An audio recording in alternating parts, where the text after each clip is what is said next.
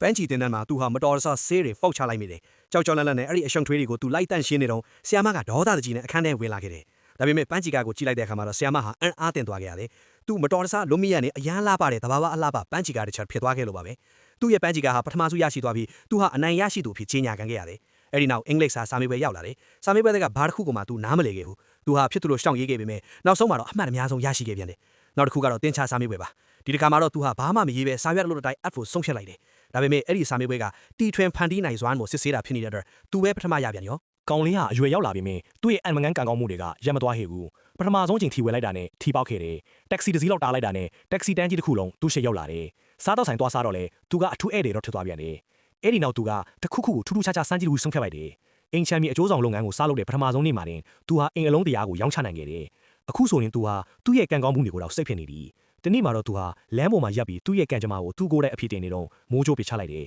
ဒါပေမဲ့သူ့ကိုထိတာမဟုတ်ခဲ့တခိုးတယောက်ကိုသွားမှန်တာပါဒါနဲ့ပဲသူဟာလူတိုင်းရဲ့မျက်စိထဲမှာမတော်တဆသူရဲကောင်းတစ်ယောက်ဖျက်သွားပြန်တယ်ကဲတကယ်ချင်းတို့ရေမင်းတို့ရဲ့ကန်တရားကဒါဒီလိုမျိုးဖြစ်နေမယ်ဆိုရင်မင်းတို့ကညီးသွားနေဦးမလား